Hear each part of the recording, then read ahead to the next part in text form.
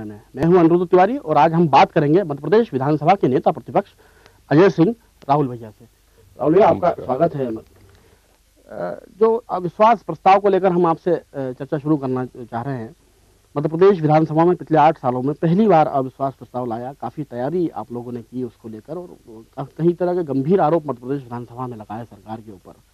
लेकिन सरकार का ये कहना कि इन आरोपों में कोई दम नहीं है, ये आरोप पुराने हैं और हमने भी ये देखा कि एक प्रकार से ये नई बोतल में पुरानी शराब थी। क्या कहेंगे आप?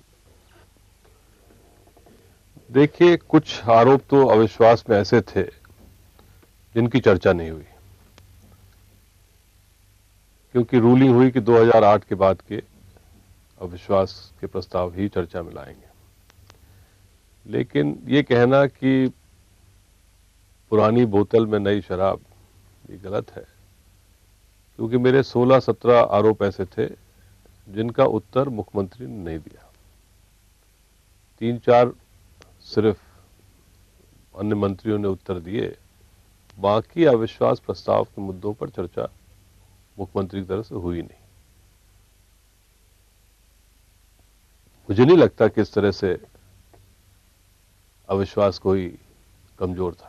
आपका ये मानना है कि अविश्वास के लिए तैयारी जो थी वो पूरी तरह से परफेक्ट थी, कांग्रेस की ओर से परफेक्ट थी, लेकिन सत्ता पक्ष ने उसका माकूल जवाब नहीं दिया। परफेक्ट तो कभी उम्मीद ही नहीं करना चाहिए, और हम ये नहीं कहते कि परफेक्ट थी।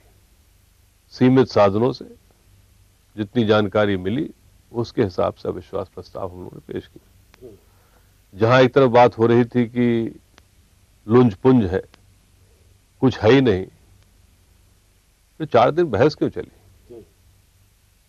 और 4 दिन बहस होने के बाद मुख्यमंत्री का पूरा उत्तर एक भाषण। अरे, अविश्वास प्रस्ताव आया है, उत्तर दीजिए, कोई 1-2 आरोप में खंडन करिए, आपके परिवारजनों के ऊपर लगा है, कुछ कहिए तो आप। ये कहना कि निराधार है, ये उससे काम नहीं चलेगा। ये बात जनता तक पहुंच चुकी है और जो बची है वो आगे हम पहुंचाएंगे। मतलब जो चिंतन मनन कर रहे हैं शिवराज एकांत में, वो इसी का नतीजा माने हम? अब चिंतन मनन उनको करना पड़ेगा। मैंने उस पर कहा था कि आपको चिंता करनी चाहिए कि आपके इर्द गिर्द कौन लोग हैं, किन लोगों की वजह से आप प्रदेश के हित के बारे में नहीं सोच रहे हैं, लेकिन कुछ लोगों का संरक्षण दे रहे हैं। यदि चिंता करने के बाद उनको सही नतीजे में आएंगे तो आने वाले समय में कुछ फेरबदल तो होगा, और नहीं होगा तो साफ बात, मेरा दूसरा विकल्प भी था कि आप चिंतन करने के बाद भी कुछ कार्रवाई नहीं करते, मतलब आप सही तरीके से उनके गिरफ्त में। दूसरा, जो आपने आरोप लगाए थे, खासतौर से जिन मंत्रियों को टारगेट किया था, हमें ऐसा लग रहा था कि शायद सरकार कोई बड़ी कार्रवाई कर सकती है या किसी मंत्री का इस्तीफा आना चाहिए, क्योंकि अविश्वास प्रस्ताव का मतलब ये होता है कि वो सरकार को पूरी तरह से कटघरे में खड़ा कर दे, और एक टारगेट उसमें किया गया था। लेकिन ऐसा पूरा नहीं हुआ, बल्कि हमने तो ये देखा कि पूरा सत्ता पक्ष एक हो गया, खुद सीएम ने बचाव में उतर आए। तो क्या लगता है आपको, क्योंकि ये जो पूरी रणनीति थी इनकी, ये अपने आप को डिफेंस में थी या आक्रामक थी या जवाबी हमला किया उन्होंने? क्या लगता है आपको इस पूरे मामले में? डिफेंस में ज्यादा थी, और जो इनकी कार्यशैली है शिवराज सिंह जी की, ये कोई कठोर निर्णय नहीं ले पाते।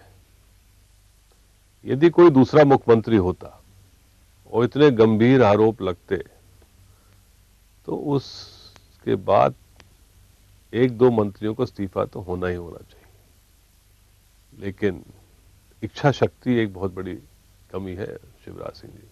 नहीं, बात इच्छा शक्ति की नहीं है, जो जवाबी हमला सत्ता पक्ष ने जिस तरह से आपके ऊपर किया है, जो व्यक्तिगत अविश्वास प्रस्ताव मेरा था, हाँ, उनका नहीं था।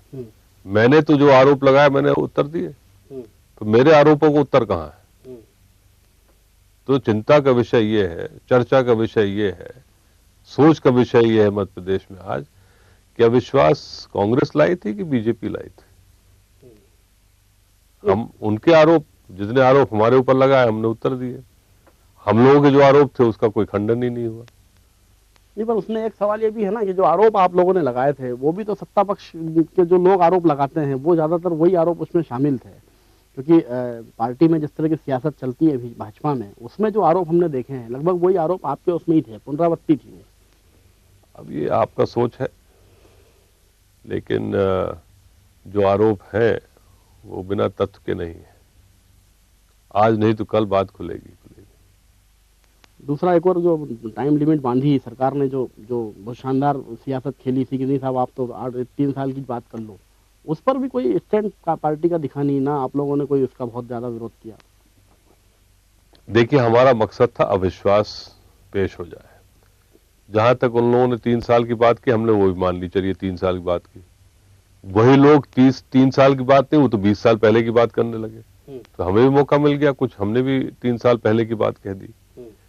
लेकिन जो आखिरी में मैंने एक बात कही थी, यदि शिवराज सिंह जी ने अपने उत्तर में कहा कि चलिए आप जांच कर लीजिए, कहा था उन्होंने उत्तर में कि कोई माइन के आप जांच कर दीजिए। मैंने कहा एक रिटायर्ड जज को नियुक्त कर दीजिए और पूरे माइनिंग की जांच कर लें, क्या दिक्कत है? यदि सब चीज साफ है, यदि कोई दिक्कत नहीं है, सब चीज नियम कानून कायदे से हुआ है, तो रिटायर्ड जज को दे दे, दूध का दूध पानी का पानी, पता चल जाएगा पूरे माइनिंग विभाग में क्या गतिविधियां हुई पिछले 3-4 साल में।